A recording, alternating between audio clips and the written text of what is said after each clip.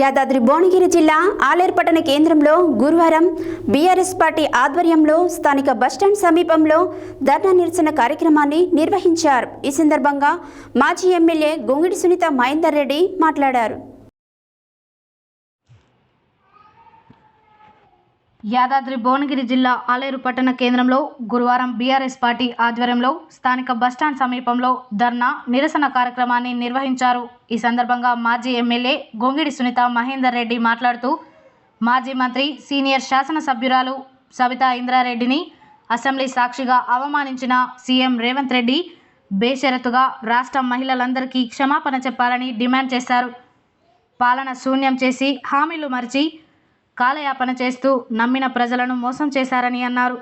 మీరు ఇచ్చిన 6 గ్యారెంటీలు అమలు కాక రైతులు, మహిళలు, కార్మికులు ఒకవైపు ఆందోళన చేస్తుంటే సంబంధం లేకుండా రాజకీయ ప్రేరేపిత వ్యాఖ్యలు చేయడం సిగ్గుచేటని అన్నారు.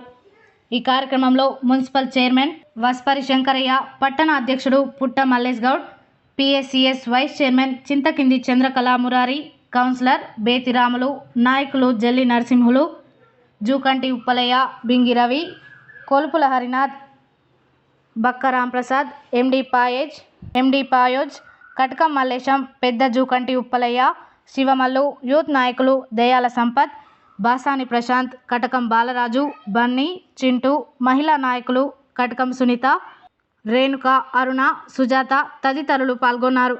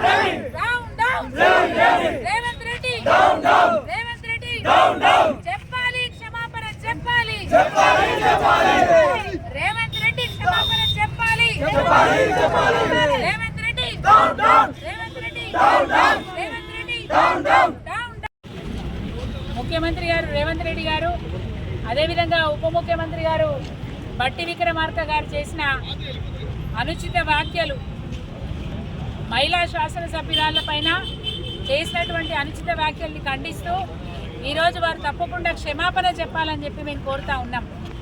రేవంత్ రెడ్డి గారే కావచ్చు, బట్టి విక్రమార్క గారే కావచ్చు, ఈరోజు వారు ఎవరి మీద అయితే కామెంట్లు చేసిరో ఆ సబితా ఇంద్రారెడ్డి గారు కానీ, అదేవిధంగా సునీతా లక్ష్మారెడ్డి గారు కానీ, ఇద్దరు కూడా వారెట్లయితే ప్రజలతో ఎన్నుకోబడి శాసనసభలో అడుగుపెట్టిరో వీరు అట్లాగే ప్రజల చేత ఎన్నుకోబడి మరి శాసనసభలో అడుగుపెట్టినవారు. మహిళల పట్ల గౌరవం లేకుండా ఎట్లా పడితే అట్లా మాట్లాడి వాళ్ళని నమ్ముకుంటే బజార్లో కూర్చోబెడతారు మిమ్మల్ని, బస్టాండ్లో కూర్చోబెడతారు మిమ్మల్ని అని చెప్పి మాట్లాడిన రేవంత్ రెడ్డి తప్పకుండా క్షమాపణ చెప్పాలి.